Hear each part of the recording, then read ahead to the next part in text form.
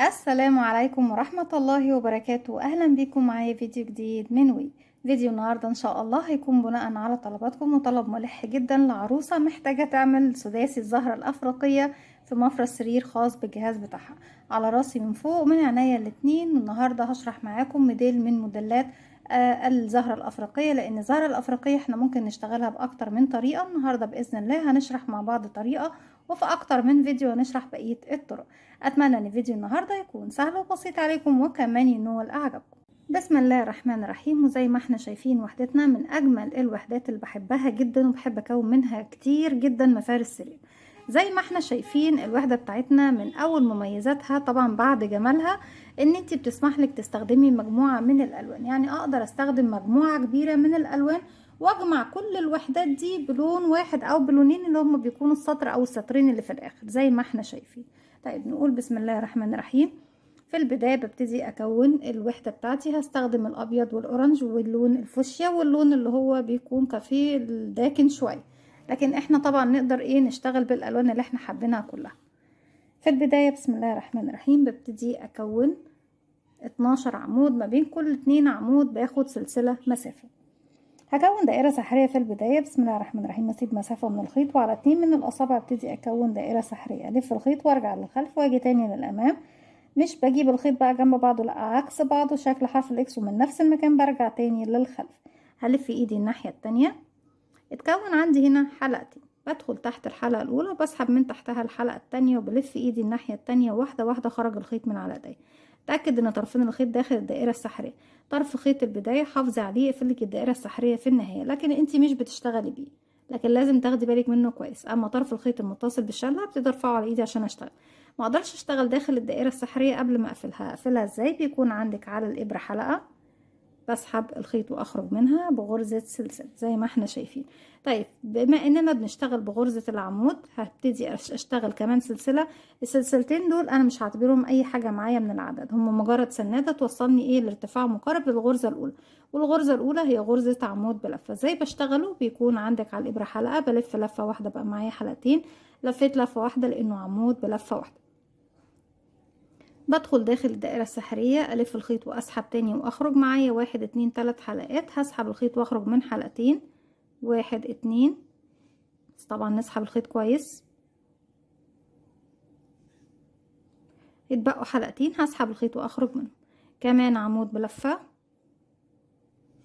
3 حلقات، هسحب الخيط وأخرج من حلقتين وأرجع أسحب من حلقتين. كده كونت عمودين، هاخد سلسلة مسافة، هرجع أكون عمودين، 1 2 وسلسلة. وما بين كل عمودين وعمودين باخد سلسلة من ال 12 عمود، ما بين كل عمودين وعمودين باخد سلسلة. طيب الدايرة السحرية واسعة ومش عارفة اشتغل مضايقاني، بشد خيط البداية بضيقها شوية زي ما انا عاوز. هرجع عمودين، 1 2 وسلسلة، وهكذا لغاية ما بيتكون عندي 12 عمود، عمودين سلسلة عمودين سلسلة وهكذا. رجعت لكم تاني كده بقى معايا 1 2 وسلسلة، 3 4 سلسلة، 5 6 سلسلة، 7 8 سلسلة، 9 10 وسلسلة، 11 12 وسلسلة بعديهم. طالما خلصنا السطر بتاعنا بشد بقى خيط البداية، هقفل مركز او سنتر الدائرة. حابة تسيبي فراغ في المنتصف سيبي، ما تشديش الخيط قوي. مش حابة تسيبي فراغ في المنتصف وتقفليها زينا، بتشد الخيط زي ما احنا شايفين. هبتدي اروح لاول غرزة اشتغلتها، بدخل تحت حرف الفي، اسحبي معاكي خيط البداية واقفلي بغرزة منزلقة زي ما احنا شايفين.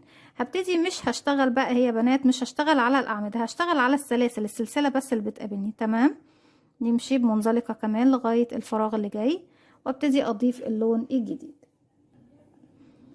بجيب اللون الجديد، هسيب منه مسافة بسيطة وابتدي الف الخيط حلقة على الهواء زي ما احنا شايفين.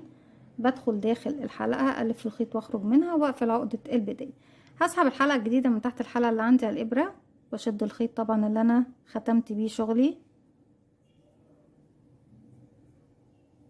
وبسحب كل الخيوط معايا في الخلف. ابتدي اروح للسلسلة بغرزة منزلقة، وفي نفس المكان بقى هبتدي اشتغل. داخل كل سلسلة بشتغل عمودين 3 سلاسل، عمودين في نفس الفراغ، 1 2 سلسلة، وزي ما اتفقنا مع بعض ان السلسلتين دول لا شيء معانا، مش بعتبرهم من العدد نهائي. هبتدي اشتغل 2 عمود 3 سلسلة، 2 عمود بلفة في نفس الفراغ، 1 2 3 سلسلة، 1 2 3، وكمان مرة في نفس الفراغ، 1 2. طيب يا رندا، احنا ممكن نزود العدد دوت؟ ممكن نزوده عادي، مفيش مشكلة. ممكن اشتغل 3 عمود 3 سلسلة 3 عمود، بس هي مش طالبة او محتاجة يعني ان احنا نعمل التزايد ده. ببتدي الف الخيط مباشرة، وهسيب طبعا العمودين اللي عندي تحت واروح للسلسلة. بكرر عمودين 3 سلاسل، عمودين، 1 2 3 سلسلة، 1 2 3، كمان مرة عمودين، 1 2. سكيب، هنسيب العمودين دول ونروح للسلسلة نشتغل عمودين 3 سلاسل، عمودين، وهكذا في كل سلسلة بنشتغل عمودين 3 سلاسل، عمودين. وطبعا زي ما احنا شايفين بنشتغل مباشرة، ما باخدش سلاسل ما بين الأعمدة وبعضها، ما باخدش سلاسل غير فين؟ غير في المنتصف هنا بس. تمام، هكمل السطر بتاعي وارجع لكم نكمل السطر الجديد مع بعض. رجعت لكم تاني، وزي ما احنا شايفين في نهاية السطر خلاص ببتدي اروح للغرزة الاولى اللي اشتغلتها واقفل بغرزة منزلقة. الخيط ده انا خلاص كده خيط البداية اشتغلت عليه كفاية. ابتدي بقى ايه اللي اتبقى منه، ابتدي ان انا اتخلص منه. اما الخيط ده بسيبه في نهاية الشغل خالص، بسيب منه 10-15 سنتي، وبعد كده ببتدي اقصه بإبرة التنظيف، بخيطه ده في خلف او ظهر الشغل. طيب السطر اللي جاي بيكون بنفس اللون. بنبتدي نشتغل فين؟ بنبتدي نشتغل على الثلاث سلاسل دول. اذا بمشي بمنزلقة وكمان منزلقة لغاية ما وصلت للثلاث سلاسل. فوق الثلاث سلاسل ابتدي اشتغل 7 غرزة عمود بلف كده، 1 2 سلسلة. وزي ما قلنا مع بعض من بداية وحدتنا، مش بنعتبرهم حاجة، هم لا شيء معانا، مجرد سنادة بس توصلنا لارتفاع لايه مقارب لغرزتنا اللي احنا بنشتغلها، وهي غرزة العمود. طيب يا رندا، انا لو بشتغل بغرزة العمود باتنين لفة هرتفع كام سلسلة تكون بس مجرد سنادة؟ دايما السنادة بتاعتنا بتكون اقل غرزة من ارتفاع الغرزة اللي انا بشتغلها. يعني انا لو بشتغل بغرزة نصف عمود بيكون ارتفاعها سلسلتين، بشتغل سلسلة واحدة بس بتكون سنادة. لو انا بشتغل غرزة عمود بلفة بشتغل بدل ما ارتفاعي بيكون 3 سلاسل، السنادة بتاعتي بتكون سلسلتين. لو العمود ب3 لفة ارتفاعه 4 سلسلة، هيكون السنادة بتاعتي 3 سلسلة. تمام يا بنات؟ نبتدي نشتغل. بسم الله الرحمن الرحيم. 1 2 3 4 5 6 7.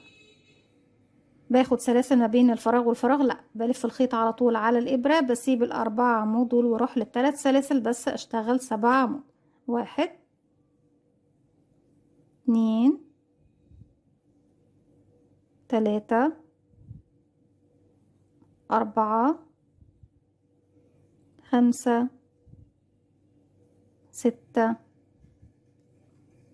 و7. وبكرر فوق كل 3 سلاسل 7 عمود 7 عمود 7 عمود 7 عمود. هكملهم وارجع لكم. رجعت لكم تاني، وزي ما احنا شايفين كده خلاص انتهى السطر بتاعي. طبعا شكل الوحدة لسه ما تحددش قوي. هبتدي اروح لاول عمود اشتغلته من ال7 واقفل بغرزة منزلقة. فوق العمود الاول هبتدي اضيف اللون الجديد.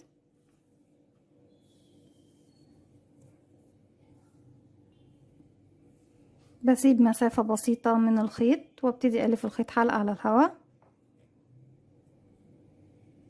بدخل داخل الحلقة، اسحب الخيط واخرج منها، طرف الخيط بشده بقى في عقدة بداية. هبتدي اسحب الحلقة الجديدة من تحت الحلقة الموجودة عندي على الابرة، واسحب بالشكل ده الخيط. هرتفع سلسلة وفي نفس المكان هبتدي اشغل غرزة حشو. ازاي بشغل غرزة الحشو؟ بيكون عندي على الابرة حلقة، بنزل مباشرة ادخل فراغي اسحب الخيط واخرج، معايا على الابرة حلقتين بسحب الخيط واخرج منهم بغرزة حشو. اللون الاورنج خلاص مش محتاجة اشتغل عليه، هسيبه زي ما قلنا في النهاية خالص، بسيب منه 10 سنتي وبقص ايه بإبرة التنظيف بنضفه خلف الشغل. كده اشتغلت 1 2، لكن انا بسحب معايا في الخلف هنا ايه الخيط الابيض الجديد اللي انا كنت لسه ضايفاه. فوق كل غرزة عمود بسحب بغرزة حشو زي ما احنا شايفين. 3 4 5 6 7. كده اشتغلت فوق ال7 عمود 7 غرزة حشو. طيب هيقابلني المكان ده اللي هو طبعا احنا كان من هنا ومن هنا من السطر اللي قبل اللي فات كمان، هنزل بغرزة حشو ساقطة زي ما احنا شايفين. هتجاهل طبعا، مش هدخل هنا، هدخل هنا في المكان ده، ادخل ومن الخلف اسحب الخيط واخرج واسحب الشغل بتاعي لفوق كده لغايه ما اوصل للطول اللي انا واقفه عنده. وبالشكل ده معايا حلقتين بسحب الخيط واخرج منهم كده بغرزه حشو زي ما احنا شايفين. شدي طبعا غرزه الحشو دي عشان توصلي لحرف الفي الخاص باول غرزه عمود موجود عندك من ال7 اللي بعده. وبعد كده تشتغلي 7 حشو على 7 عمود كده. 1 2 3 4 5 6 7. وصلنا تاني لنفس المكان اللي عندي بيكون فيصل او في فراغ ما بين كل 7 عمود و7 عمود. طبعا ما بين ال7 عمود و7 عمود تحت في فراغ، مش هدخل في الفراغ ده، بدخل في الفراغ اللي تحته اللي هو ما بين كل عمودين وعمودين. بدخل ومن الخلف اسحب الخيط واخرج. اسحبي خيطك لفوق شويه واشغلي غرزة الحشو بتاعتك. وبكرر السطر بتاعي كله بنفس الطريقة. 7 عمود حشو، 7 عمود فوقيهم 7 حشو، حشو ساقطة، 7 حشو، حشو ساقطة، 7 حشو، حشو ساقطة لغاية ما بخلص السطر بتاعي كله. رجعت لكم تاني، والسطر اللي جاي هو السطر الاخير اللي بنجمع فيه كل الوحدات بلون واحد مع بعضها. وبنبتدي كمان نشوف طريقة التشبيك ازاي. بالنسبة للبنات اللي بتحس ان طبعا طريقة التشبيك بالكروشيه بيكون صعب عليها، اشغلي كل وحداتك وبالخيط وبالابرة اشبكي في الاماكن اللي احنا هنحددها مع بعض دلوقتي. نبتدي دلوقتي اخر غرزة طبعا اشتغلتها كانت الحشو الساقطة، بروح لاول غرزة واقفل بغرزة منزلقة. نبتدي بقى نجيب اللون الاخير، بسيب مسافة بسيطة منه وبقفل عقدة بداية، وابتدي اسحب الحلقة الجديدة من تحت الحلقة اللي عندي على الابرة. بسيب اللون الابيض وخلاص، بسيب منه بعد ما اخلص الشغل بتاعي كله 10 سنتي، وبابرة التنظيف ابتدي انضف الشغل بتاعي خلف الشغل. سلسلة، وفي اول فراغ انا طبعا كنت عنده قفلت فيه بمنزلقة بشتغل غرزة حشو. هنا طبعا فوق ال7 عمود هبتدي اشتغل 3 منهم فوقيهم حشو. طبعا السطر الاخير كله بغرز الحشو، بس هي هنحدد ارقام معينة بنشتغل فيها بالشكل اللي هنشوفه مع بعض. يبقى كده 1 2 3. طيب في الغرزة رقم 4 في كل ورقة من ورقات ال6 اللي قصادي ببتدي اشتغل حشو سلسلة حشو. يبقى كده هشتغل مرتين في نفس الفراغ، حشو وسلسلة، وكمان مرة في نفس الفراغ حشو. انا كده عملت الزاوية بتاعتي تمام. هبتدي اشتغل بقى بعد كده في الزاوية، هشتغل على 7 غرز جايين لغاية ما اوصل للزاوية اللي جاية. اشتغل 1 2 3. رقم 4 بتكون ايه؟ بتكون الحشو الساقط. 4 واول 3 من ال7 اللي جايين كده 5 6 7. طبعا احنا اخدنا 3 منهم بس. الغرزة رقم 4 بتكون زاوية. طيب تعالوا بقى نبتدي. انا لو بشتغل بقى الوحدة الاولى هبتدي اشتغل حشو سلسلة حشو و7 حشو، حشو سلسلة حشو 7 حشو، حشو سلسلة حشو 7 حشو، وهكذا حتى نهاية الوحدة بتاعتي. طيب انا لما ببتدي اشبك بقى في وحدة مقابلة ليه، هبتدي اجيب الوحدة خيطك لفوق زي ما احنا شايفين. لما بشبك في خلف الوحدة يا بنات تمام. يبقى هبتدي اشتغل ازاي؟ هشتغل اول غرزة من الزاوية حشو، وكنت باخد سلسلة صح. الوحدة الاولى هاخد فيها السلسلة، لكن بقية الوحدات اللي بشبك فيها طالما هشبك هعتبر مكان التشبيك هو مكان السلسلة اللي انا باخدها، فبالتالي مش هشتغلها. خيطنا لفوق وهبتدي هنا ارفع الوحدة المقابلة ليا من ظهر الوحدة. هشوف بقى فين مكان الزاوية.